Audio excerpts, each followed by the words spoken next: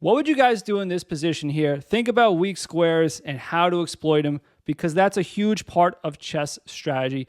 Anyway, let's start from the top. We're going to start from the beginning of the game, and we have the Sicilian defense here. And I should say that, as you can see, we're playing a 1900 rated chess bot, and I say we because I was playing this game with one of my students. So I was guiding him through the game, asking him questions, letting him play it out. And he's about 1,200, 1,100, I would say. And he played this game really well. Now, what we have here is a very typical position, the Sicilian. I know that's not what this video is about, but I like to give as much context as possible. And when I say, I teach my students that we want to develop a system, and we want to play the same positions the same way. So when I play against a Sicilian, or basically a fee and shuttle position in general, now I can't say every single time because there's no absolutes in chess, but the majority of the time, unless something really strange is going on, I play it the same way. Now, there's different ways to play against a fee and shuttle position. You can castle kingside and play normally, but the way I play is I set up a battery on this diagonal, I castle queenside, and I launch the H pawn. And naturally, my students follow suit because they're my students. And it's a part of being, getting chess lessons is you are going to adopt the playing style of your instructor, like many other things. And that's why it's good to, try different chess teachers, because they might be a good teacher, but they might not have a style that fits you. So anyway, we play this way because that's the system that I have, and it's, in my opinion, the best way to play against the Sicilian dragon and a fee and shuttle position in general. So we castle queenside, and we start launching the H pawn. Now here again, I know that's not what this video is about, but we're going to dive in as much as we can. Black should prevent white from opening up the H file, because that's the point of throwing the H pawn. So since I'm trying to open up the H file, black should just blockade. And now if I throw this pawn out to open it up, I'm going to maybe start doing stuff like that eventually, but he can just take and then stop this. So if I come up here now, he can just shut everything down and be up material. So it's not super easy. So anyway, after H4, black should play H5. I can't tell you how many players don't do this, especially advanced players, and it's super simple. However, the computer doesn't do it, and he throws in this move. And we first block, and that's best. Now, similarly to what we want to do, we want to open up files. So does our opponent. So he wants to open up this file. So if we allow him to take, then the A file would open up. So we want to close the position where he's attacking, and we want to open the position where we're attacking. And conversely, he wants to do the opposite, right? So next move for us is going to be H5. Again, he should play H5 here and stop the pawn, and the computer doesn't. But the computer does throw in a good in-between move that's threatening to bust open our king position and open up files to our king and mess up our pawn structure. So we just take time out first to do that. So yes, he didn't play H5, but he played some in-between moves that allowed him to eventually play H5. The problem is he never played H5. So if you have specific in-between moves in the interim, that's fine. But in general, he has to play H5 at some point before I play H5. That's the whole point. And he didn't here. He played bishop D7. That's not good. White's already better here. So we play H5, and now there's really nothing stopping us from opening up the H file. He could push. That does stop us from opening up the H file. However, it's a bad move. It gives up a pawn, and now the G file is going to be opened up eventually. So that's not really good. So, okay, so instead the computer puts the rook on C8. So yes, there is an open file to our king, and the computer is exploiting that by putting the rook there. You should put your rooks on open files, so that's a good move. So we go ahead and we open up the H file, and now we put our knight on D5. Now there's three things I want to accomplish when I'm playing against this fee and shuttle position, and usually it comes out of the Sicilian dragon, but it could be any real basic fee and shuttle position. I want to open the H file if I can. That's a huge win, which we did. I want to eventually get rid of this fiend shadow bishop because it's good defensively and it's good offensively. And third, I would like to get rid of this knight. If I can do 2 of those 3 things, I'm okay. If I can do all 3, in my opinion, the game is strategically won. It's just a matter of executing it and finding the tactics and going forward and winning the game. So those are the 3 steps that I would go by trying to win against the fiend shadow defensive position, specifically the Sicilian dragon, which you see the most. So our opponent takes, and we got rid of the knight on f6. So we opened up the H file. We got rid of the knight on f6. Now we just like to get rid of this bishop. Our opponent plays rook f6. And rook f6 is not a good move. And now we can just simply play bishop g5. Now, I should say that rook f6, though, is an advanced move. It's not a good move, but it's an advanced move. And let me explain.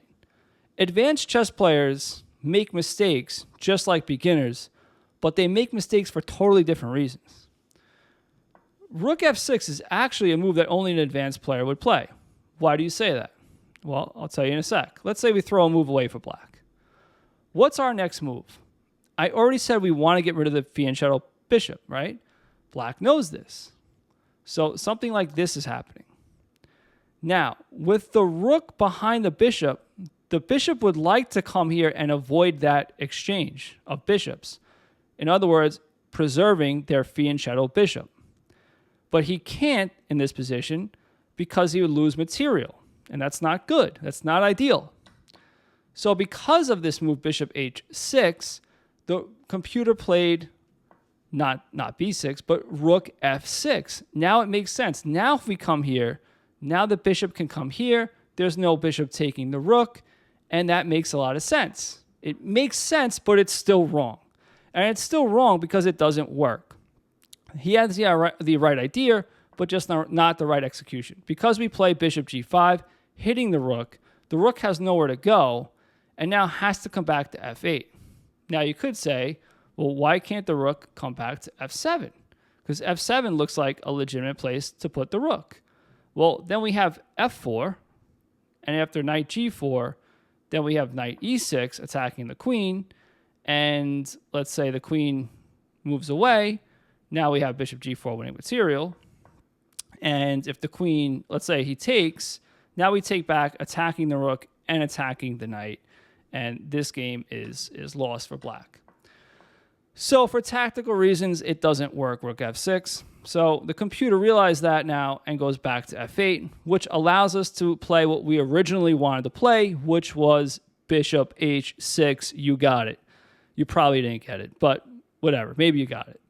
So, okay. So now the computer goes knight f7, which is a waste of a move. Well, we're going to exchange bishops anyway. So we go ahead and exchange. And now, you guys, I think we are at the position. We are at the position that we started at the beginning of the video. Now, think about what you like to do here. The knight on f7 is not here for no reason. It's here to stop the queen from coming in here to h6, calling check, and then checkmate. Or if the king comes out here, just chasing the king around until it gets checkmated, or he just quits. So what do we want to do here? The fact that we have the H file open is good for the long term. It's just something we always have. That's great. But is there something we can exploit right now? What are the weak squares right now? There's weak squares around his king. The dark squares.